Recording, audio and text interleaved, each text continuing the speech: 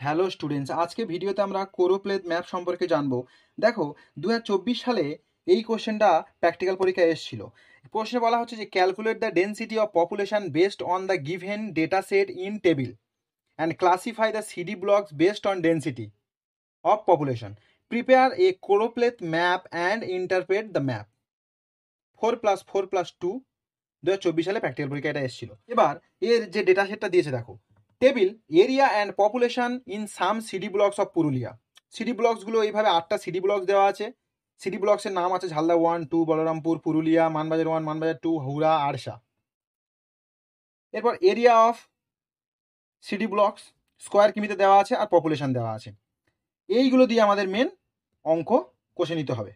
Calculation for choropleth map. Step one আমাদের কি করতে হবে? ডেন্সিটি অফ পপুলেশন, অর্থাৎ জনসংখ্যার ঘনত্ব বের করে নিতে হবে। জনসংখ্যার ঘনত্ব বের করার সূত্র হলো পপুলেশন বাই এরিয়া। এই যে পপুলেশন আছে, এই পপুলেশন এই এরিয়াকে দিয়ে ভাগ করে দিলেই আমরা পেয়ে যাবো জনসংখ্যার ঘনত্ব। এক্সাম্পল হিসেবে আমরা ঝালদা 1 নিয়ে নিয়েছি, অর্থাৎ এর জনসংখ্যা ছিল 1,37,143 জন, এরিয়া ছিল 293.29। এবার এটা ক্যালকুলেশন করার পরে আমরা পেয়েছি কত? 467.60। এটি হয়ে গেল আমাদের জনসংখ্যার ঘনত্ব। এবার আমরা কি লিখেছি দেখো, আদার ক্যালকুলেশন আর same and show on the table. অর্থাৎ একটা ক্যালকুলেশন দেখিয়েছি, বাকি সমস্ত এই যে যতগুলো সিডি ব্লকস আছে সবার ক্যালকুলেশন একই হবে, একইভাবেই আমাদের সমাধান হবে। সেগুলো আমরা টেবিলের মধ্যে জাস্ট সমাধানটা দেখিয়েছি। এরপর আমরা টেবিল দেখে নেব। দেখো, দেখতে পাচ্ছ এখানে এসএল নাম্বার দেওয়া হয়েছে, নাম্বার অফ সিডি ব্লকসগুলো দেওয়া হয়েছে এবং পপুলেশন ডেন্সিটি, অর্থাৎ প্রত্যেকটা পপুলেশন ডেন্সিটি আমরা জনসংখ্যা ভাগ ক্ষেত্রফল দিয়ে ভাগ করে নিয়েছে এবং এই ডেটাগুলো আমরা পেয়ে গেছি। দেখো, এখানে হাইয়েস্ট বেরিয়েছে কত? 619.25 এবং লোয়েস্ট বেরিয়েছে 354.25। ঠিক আছে, এই দুটো আমাদের খেয়াল রাখতে হবে। এরপরে স্টেপ 2, খেয়াল করে আমাদের রেঞ্জ বের করতে হবে। রেঞ্জ কিভাবে বের করব? Highest value minus lowest value ভাগ 3 দিতে পারি কিংবা 5 দিতে পারি, কারণ এটা হলো এরিয়া অফ জোন। থেকে ভালোভাবে 3 দিলে, কারণ যত ছোট ডেটা পাবে তখন তোমরা 3 দেবে, যখন বড় ডেটা পাবে তখন তোমরা 5 দেবে। এই 3 আর 5-এর উপরে তোমরা কোনোদিন যাবে না। হাইয়েস্ট ভ্যালু এবং লোয়েস্ট ভ্যালু দিয়ে ভাগ করে দিলাম 3, দেওয়ার পরে আমাদের কত হলো? 265 ভাগ 3। সেখান থেকে আমরা পেলাম কত? 88.33। এটাকে আমরা রাউন্ড ফিগার করে নেব 90, অ্যাপ্রক্স করে নিলাম। যেহেতু আমরা এখানে 3 দিয়ে ভাগ করেছিলাম তাই আমাদের গ্রেড 3টে হয়েছে। 1, 2, 3 আমরা বসিয়ে দিয়েছি। এবার এই 450-এর কম, 450-এর কম আমরা পেলাম কিভাবে? দেখো, আমরা যে 90 পেয়েছিলাম সেই 90 আর আমাদের যে লোয়েস্ট ভ্যালু, অর্থাৎ আমরা রেঞ্জ যেটা পেয়েছিলাম তার সঙ্গে লোয়েস্ট ভ্যালু যোগ করে দিয়েছি। তাহলে কত হলো?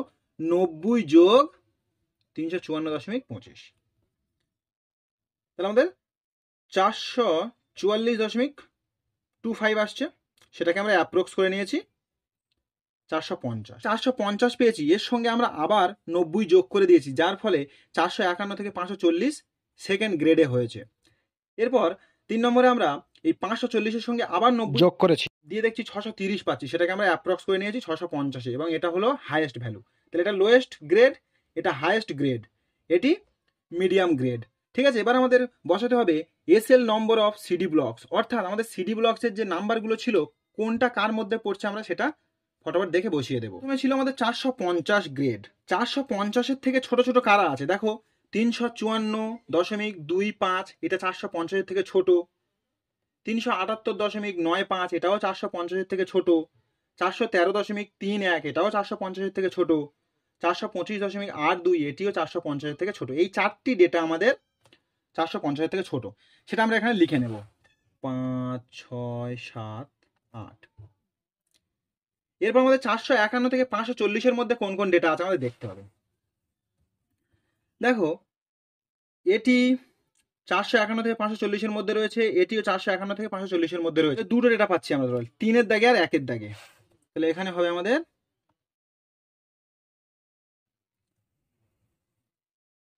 বাকি 619 আর 589, এই দুটি 650-এর মধ্যে রয়েছে। তাহলে আমরা এখানে লিখে দেবো কোনটা কোনটা হবে দেখি। 2 আর কমা 4। ব্যাস, এই আমাদের হয়ে গেল। এবার আমাদের করতে হবে ড্রয়িং। এটি পুরুলিয়া ডিস্ট্রিক্ট, এর ওপরেই কাজ হবে। কোরোপ্লেথ লাইন ড্র হয়ে থাকে, আবার রঙও হয়ে থাকে।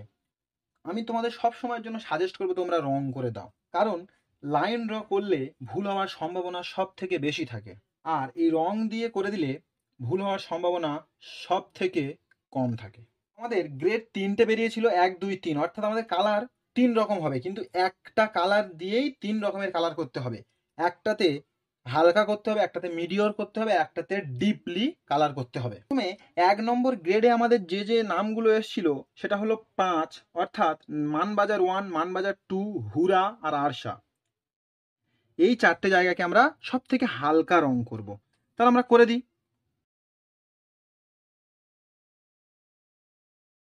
এইভাবে এই 4টে সব থেকে ফেড কালার, অর্থাৎ সব থেকে কম কালার দিয়ে রং করার পরে একই কালার পেন্সিল দিয়ে দ্বিতীয় গ্রেড কালার করতে হবে। দ্বিতীয় গ্রেডে এসেছিল 3 আর 1, অর্থাৎ বলরামপুর আর ঝালদা 1। এই দুটোর কালার কিন্তু একটু মিডিয়াম প্রকৃতির হবে। দেখো আমি কিভাবে করছি, তোমরা দেখে বুঝতে পারবে।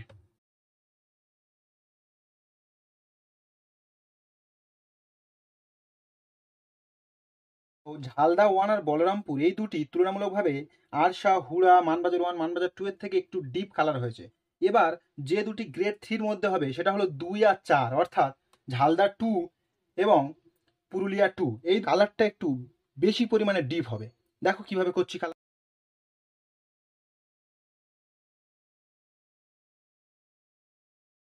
এবার যে কেউ এই মানচিত্রটা দেখে বলে দিতে পারবে যে কোথায় কতটা পরিমাণে জনসংখ্যা রয়েছে। এরপর এখানে একটা ইন্ডেক্স করে দেবে এবং ইন্ডেক্সে 3টে কালারের কম্বিনেশন দেখিয়ে গ্রেডগুলি লিখে দেবে।